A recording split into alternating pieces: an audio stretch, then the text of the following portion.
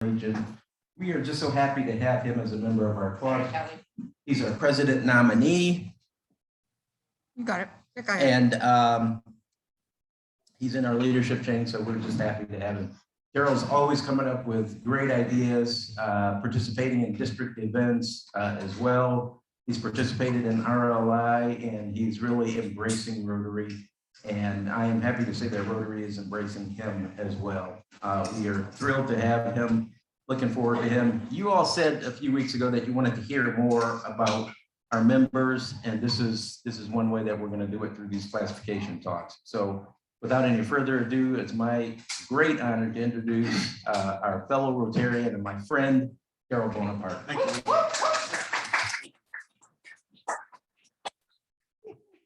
Well, it is afternoon now, and hello to everyone.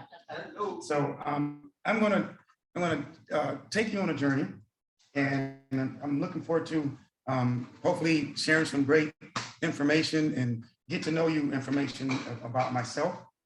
So without further ado, I'm gonna take a journey with me, Darrell Bonapart, a young African-American male born and raised in the west side of Charlotte, North Carolina. This is my native home. And I will start with Charlotte, North Carolina, because this is going to be significant to what I'm going to be discussing. Oh, and I would like to say, I had something some weeks ago that had me a little sick in my voice. I'm still working to get it back, unfortunately. So I'm sounding a little tad different right now, but it's me. But Charlotte, North Carolina is ranked 50 out of 50 still in upward mobility in the United States. 50 out of 50, 50 largest cities, Charlotte, North Carolina is ranked dead last in upward mobility if you're born in poverty in this city. That's a pretty disturbing statistic, but it is a factual statistic that's still being discussed amongst our city government leaders on what to do and how to better change the circumstances, which is our school system is one of the things that they're looking at working harder at improving to help change that dynamic. But with that being said, I was born and raised in Charlotte, North Carolina, February 18th, 1969, and I am the youngest of 8 children. The week that I was born, I understand I was born during the worst snowstorm of that decade, actually, that week. My mother did not know that she was pregnant. And again, I'm the youngest of 8, so she had pretty much had enough. But and it was significant that it was girl, boy. That's how it was all done, right? And she did not know that she was pregnant with me, and the doctor told her that she had a tumor. Okay. My mother is from Bennettsville, South Carolina, and my father is from Orangeburg, South Carolina. Both are deceased now, but I said it because it's going to make sense when I tell you my relatives from Orangeburg, South Carolina, gave me the nickname for about 2 years of my life of tumor. Oh, it's not a tumor. It's not a tumor.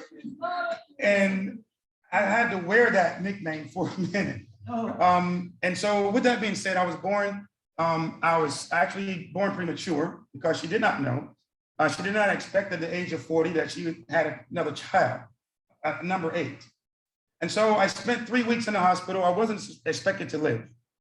And against all odds, I did. And here I stand. And so then hence the reason why I had so much attention, which I didn't understand as I was growing up, is because I was that special during that time. I gave them a lot of drama. From the first day that I came in this world, I gave them a lot of drama. I grew up in the oldest Black community in Mecklenburg County. It's called Biddleville. And if you ever heard of the young lady named Dorothy Counts, who integrated Harding High School, it was a very tumultuous time. She lived in the same neighborhood, her family that we live, same exact neighborhood. We live right behind Johnson C. Smith University. And so it was an interesting time coming up in Charlotte. And I mentioned once again that 50 out of 50 because it's significant to my growing up here. Because my mother, if anyone had ever took the opportunity to see the movie called The Help, my mother, she was the help. My mother used to stand down along with many other African-American ladies downtown. Before they put the city bus terminal where it is, they'd be at Trey Street, and the women from Myers Park would come and choose them to come and do their homes that day. My mother used to have a pressed white, or most of the time white outfit that she would wear, and she did that. That's how she raised us. I grew up that way. I grew up at times having to go with my dad in our big station wagon to go pick up my mom from South Park Mall. We couldn't go directly to the home where she was cleaning, so they would drop her off at South Park Mall and we would pick her up there. And that's how I remember picking up my mother so many times from South Park Mall after she finished working, and she raised so many children from Myers Park. And when we have Christmas, a lot of the Christmas clothes and toys that I got came from those families. It wasn't about getting new bikes or whatever, they were new to me, but they came from the families where my mother worked. Right. And that came from the same with my brothers and sisters before I came about. She did that. She also went to school. She grew up in Little Brooklyn, as it was called here in Uptown Charlotte. It was called Little Brooklyn back then. A lot of people were here called Second Ward. There was the only second African-American high school was called Second Ward High School that used to be Uptown. But it was called Little Brooklyn. And my mother and father met there when all of Uptown was completely African-American. And that's where they lived, and they had met there. So they would leave from there and be chosen from there to go do homes, and that's what she did. And my father worked in a chemical plant. There was a chemical plant on Graham Street where he worked for a long time. And he had to leave there because he ended up getting so sick, and he finished out his last days as the head custodian for Myers Park Baptist Church on Queens Road. And that's the church that took such great care of us when my father passed away. They took great care of us. The pastor and the congregation came and really blessed my mother and myself because I was the last one home. My father passed away 2 weeks after I graduated high school in 1987. I was the last to make it out, and he got to see me graduate, but I'll add in a little more than Norm. But my father grew up in a time in Orangeburg, South Carolina, where creating and having moonshine was normal. So at age, he was introduced to it at age 8 and 9. Yeah, 1930s, 1940s, moonshine. And I mean, that moonshine, that's how NASCAR was created. Okay, they were running moonshine.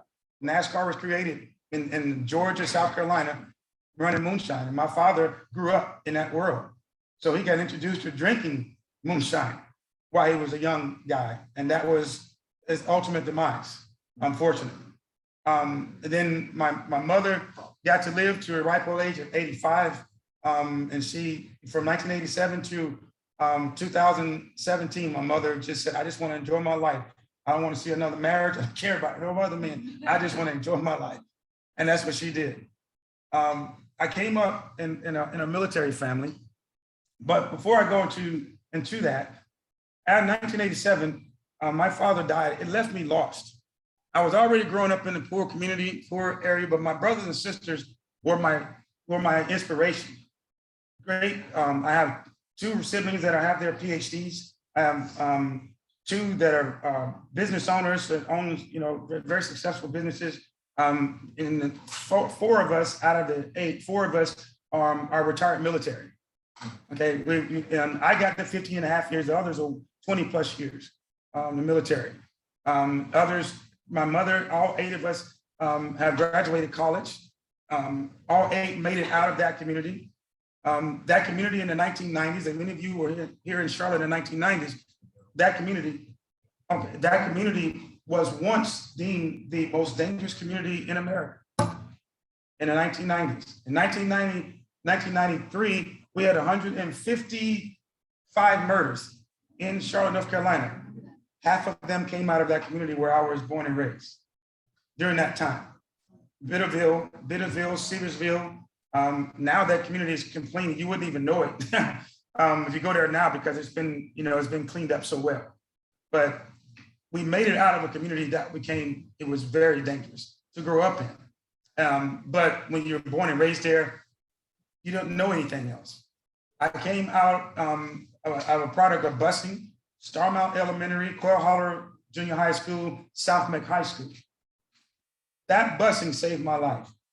That busing changed my life. Being exposed to elements that I had never knew about, actually seen with my own eyes. Friends that I have now, and last week we just had a 35-year class reunion, South Meck High School, and over 150 of us showed up for 35 years later. And I told them then at the reunion, I tell them all the time, being able to get exposed to a life different than what I was being raised in, because they didn't know. You don't know what your friends' life was like. You know, you didn't see me on the football field. I was the captain of the varsity football team for 2 years, South Meck, right? And all they saw was this great athlete. They didn't know what I was living like and what neighborhood and what my financial situation was. But being out there inspired me to continue to do better than what I was growing up in. And I did. And even so, when we had our graduation, my high school class had voted me, which was still mind-blowing to even say it, because it sounds like I'm boasting, but I'm not. It's just really weird that they voted me, my high school class, the most popular, the most likely to succeed, the most impressionable. It was crazy when my mom was like, "What in the world?" I'm like, "Mom, I didn't know nothing about this." But my high school class, you know, I was on student council. I was president of the student council at that time as well. I got to serve 1 year, and then I was just on the student council. But I stayed involved a lot, in spite of where I was growing up. You know, I slept 3 to a bed with my big brothers. Okay, we slept 3 to a bed. We shared cereal. I remember growing up in the 70s, and you want to know what poverty is like? You take a can of carnation milk, you open it, you mix it with water and sugar, you make a can of milk, but then that's a bowl for your cereal. And then you ask them, don't drink all the milk. So my brothers would eat cereal, but not, and leave milk for each other so that we can have cereal as well. That's how poor we were. That's what we did growing up. That's what my life was like. You had to spare the milk. You couldn't use all the milk. Okay, that was what my life was like growing up. I remember after I got out of high school and when I graduated, I didn't get to go to college on a scholarship because fortunately, the same year that my father passed away was a year also at the beginning of the year, we were going into the playoffs and I broke my collarbone and I lost my scholarship opportunity to go be a quarterback at South Carolina State in Orangeburg because I broke my collarbone. So I lost my scholarship opportunity. And growing up in my neighborhood and growing up in a predominantly African-American neighborhood, we use sports as a way to get out of that neighborhood, to go to college, to make a life for yourself. That's how it was. You worked hard in your books, but sports, track, basketball, and football got us out of that neighborhood. And when my opportunity felt like it was gone, I was really lost. And I was more so lost when my father died because he was my rock. And I had no idea what I was going to do. Had no idea what I was going to do. I can't remember the countless nights I cried because I was really confused and scared, not knowing what to do and talking with my mother about it. But I stayed focused on one statement my mother said to me as I had that conversation where after my father died. She said, "I don't care what you do." She said, "But whatever you do, as long as it's not anything criminal, you be the best at whatever it is." She said, "You choose to be a garbage man. You pick up that garbage with pride. You be the best darn garbage man this city has ever seen. Whatever you do, you focus on being the greatest at it." Those are the parting words that stay with me all my rest of my life. Because whatever I do, whatever I choose to be a part of, I want to be the very best. I want to learn how to be great at it. I want to learn to be significant in whatever it is I'm a part of. And that stayed with me because she said, "I didn't get the opportunities that you had." My mother finished the 8th grade and my father only finished the 7th grade. Okay, and they raised 8 college graduates. That means everything to me because what they didn't get the opportunity to do, we did because of their sacrifice. She cleaned homes and put us through college, put food on the table, helped us have clothes on our back, cleaning houses, raising other people's children, going out there cooking and cleaning at their home all day long, and they would be home by 6 o'clock, riding the city bus and make sure that we had dinner. After she got off the city bus coming from Myers Park, she did that for 40 years. Okay, she raised many children, including her own, off of those salaries. So, and when the Chamber of Commerce used to be at the corner of Trade and Tryon Street, She would get off at 5 o'clock from cleaning homes, and then until 9 o'clock, she would clean up the offices in the Chamber of Commerce. And she did that for at least 10 years to make sure we had food. And then she worked, and this was the time that men did not like women working. My father wasn't happy about her working at all. You know, and I was told about that. I wasn't old enough to know, but he was like not happy. He didn't like her working. They wanted their wives to not work. Like a lot of wives would love to have that opportunity now, but that's not the way of the world. But when I finally got my way, decided what I was going to do after my father died, it was the military. But before I went to the military, I got hired at Children's Climb Properties. And I worked, and that was my first corporate job and my first real job I was extremely excited about. Couldn't believe I got hired. And I worked in parking management, leasing parking spaces inside the One First Union building, as it was called at that time. And I never forget, and I always loved Jan Pugh, the lady who hired me to give me that chance in my life. She said it was just something about your spirit. And from that, I got to be exposed even more, not just from going to South Meck, not to my friends that grew up in Quail Holler and Raintree that I got to get exposed to, being able to go to their homes. Who leaves their children for 2 weeks, 16 years old, go on vacation and say, you watch the house while we're gone? Well, that's what I got to be seeing. My friends that lived in Quail Holler and Raintree, they did that. And we would have parties while their parents were gone. And this was the kind of life that, you know, as football players and have you, we got to be exposed to, you know, and I'm like, this is not real. My mom and dad would never do this, you know, they could afford to do, you know, but this was the kind of life I got to see. And then I had to come back home to a whole nother world that sometimes it got depressing because I'm like, why can't we have this life as well? And it made me work even harder.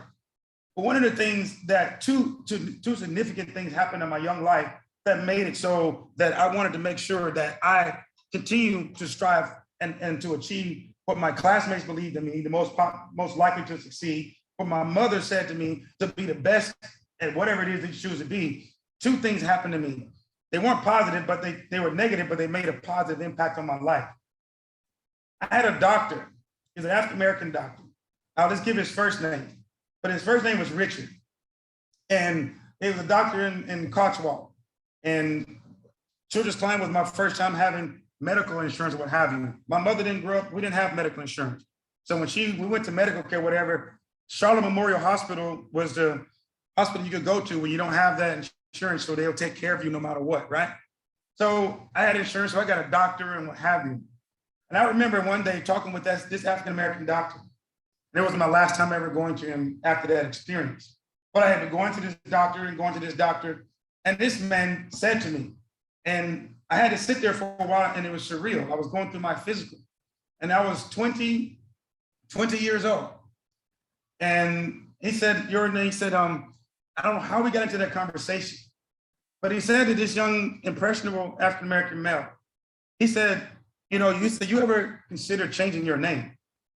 I said, what do you mean, change my name? He said, well, my name is Richard. And he said, if you want to go far in life, a name like Darrell Bonapart won't take you far. You'll get judged before you even get an opportunity to meet people. He said this to me. I'm sitting in the office in the thing, you know, down, this guy's getting ready to examine me. And I'm like, what in the world is going on here? And this is what he said to me. And he was saying, and then he told me of one time when a young lady who was, she had the qualifications, but her name was, he said her name was Lawana. He said there was no way I was going to let a Lawana work in my office. I threw that resume in the trash immediately. He said this to me while I was sitting there in my gown, getting ready to get inspected. I'm looking like, what have I walked into here? And he said, if you ever want to go far in life, you know, really seriously consider changing your name, my entire name, Bonapart, Darrell. He said that doesn't ring success. Doesn't ring right. It had to have been, I was blown away. But this man was telling me at 20 years old. And I'm thinking to myself, you don't even know me and know my life. But this is what this man who I was really admiring, and I had been coming to him a while before this conversation. I don't know why he got comfortable with me at that time, but he said that to me. I saw this man some years later, believe it or not. And I started working part-time because I was getting married. So I needed to make sure I had extra money to make sure and take care of the wedding and all this other stuff, right? So I got a part-time job working at Pizza Hut in Cotswold. He and his wife came into that Pizza Hut. And I said, "Hi, doctor, how are you?" And his wife looked at him and looked at me and she said, "Excuse me, how do you know my husband?" I said, "He's a doctor. He's my doctor." That's how she did. I was like, he's not supposed to know me. Why? And she was like really taken aback that I called his name out and said hi. And I was serving them, right? And he looked at me and he's like, "Do I know you?" He said that to me. I'm like, wow. He said, I'm like, "I've been sitting in your office all this time and this is what it's really." So that experience with that one man, was significant to me. And then another time I was running, my first time ever running for city council in the city of Charlotte. I've had a chance and work a lot with city council and being involved in government. So I served a lot of time with city council and the state government officials and state elected official positions. I've had a lot of leadership roles within the Democratic Party on the local and state level, right? But when I first ran, a man said to me, he was a doctor, an older gentleman, older African-American gentleman, and he came to me at a meet and greet, and he said, "I don't know you." And he said, "And that's not good that I don't know you." He said, "Who are you?" I said, "Excuse me?" He said, "Who are you?" He said, "I am Dr. So-and-so." I said, "It's nice to meet you, sir." He said, "Well, right now it's not nice to meet you because I don't know you. This is how you talk to me." Right? These are people that I'm expecting to encourage me, and said they were trying to discourage me. He said, "Well, until you know who you are," he said, "I suggest that you come back at another time when you find out and know who you are, because I don't know you and many others don't know you." And I said, "Isn't this the reason for this meet and greet? To get to know who we are? I'm sure I'm not the only one that you all don't know." He said, "Well, until you know who you are," he said, "I think you should step away from being a part of this, trying to run for anything or serve any way, capacity. You need to know who you are." In my lifetime, I've met some crazy, but those two gentlemen, African-American gentlemen, did a lot to me to make me work even harder, be more focused on my success and protecting my name and who I am and where I stand with people in society. Well, speeding forward, fast forwarding, the pride and joy of my life, knowing that I have a son, I have a daughter. Okay? My wife is one of the best ever in my life, right? She is unfortunately, now she's been disabled by COVID. So in January of 2021, she was severely stricken with COVID, and now she is disabled. And after 33 years with Wells Fargo, not sure she'll ever go back because she's been wheelchair bound and crutches and what have you because of the ravaging it did to her body.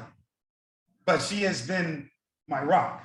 She has been a steadfast rock, and life and destiny gives you challenges that sometimes is meant to strengthen you, not meant to weaken you, it's meant to strengthen you to see things in a whole nother perspective.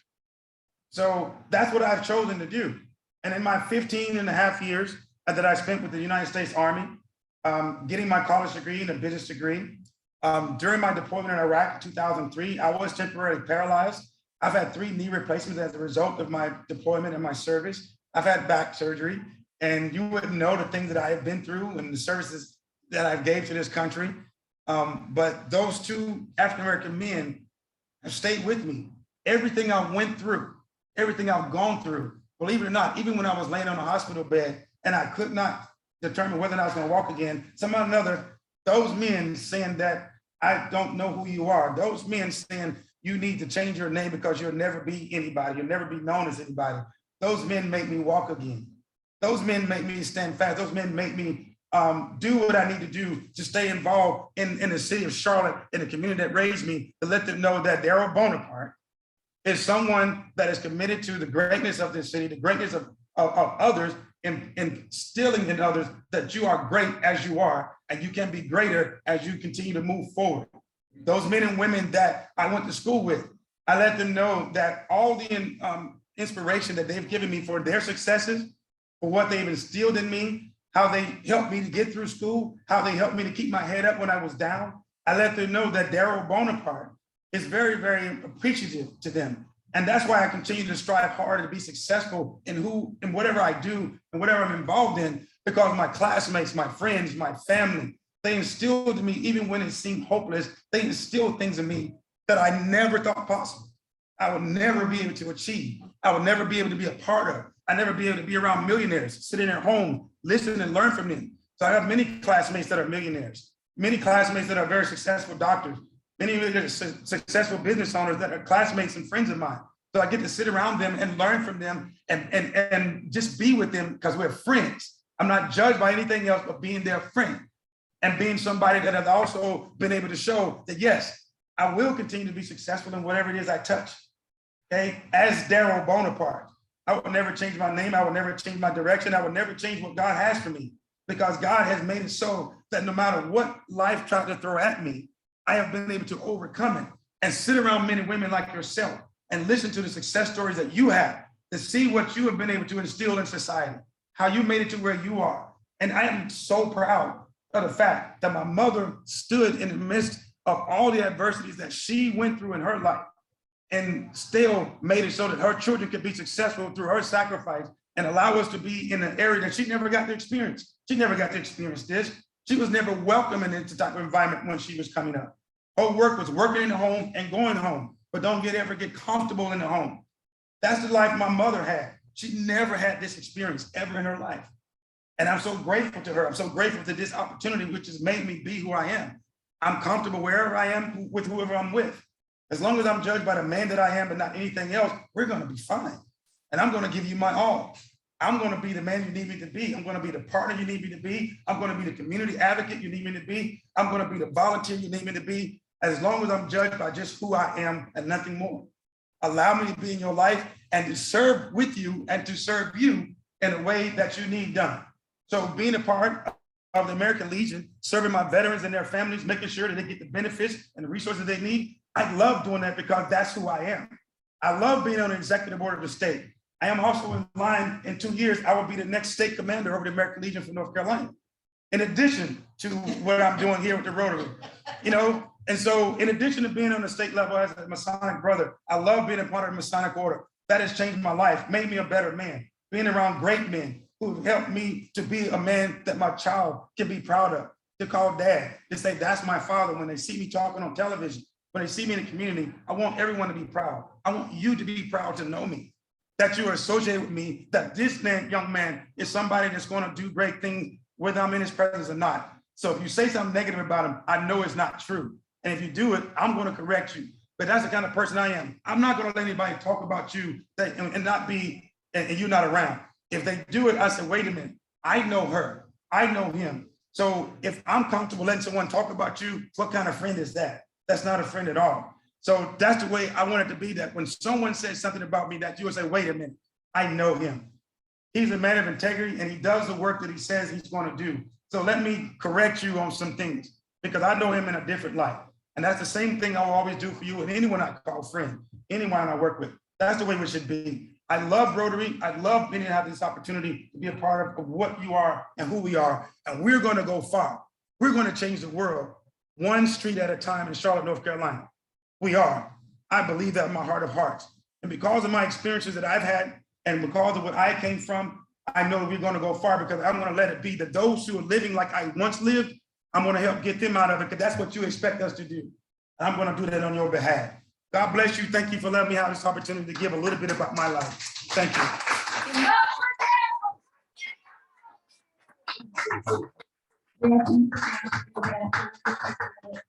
Okay. Can you want to pick the raffle ticket? Yeah. Pick the winning raffle ticket, and it better not be David. Darrell, I also need to you to revisit this list because I want to get the names of some of those millionaires. And, yeah. You call that Dr. Dick later? I didn't even go into the half of that story. Oh, sorry. The winning number 334548. 548. 548. Oh, I forgot I bought tickets. Yeah. Is it you, David?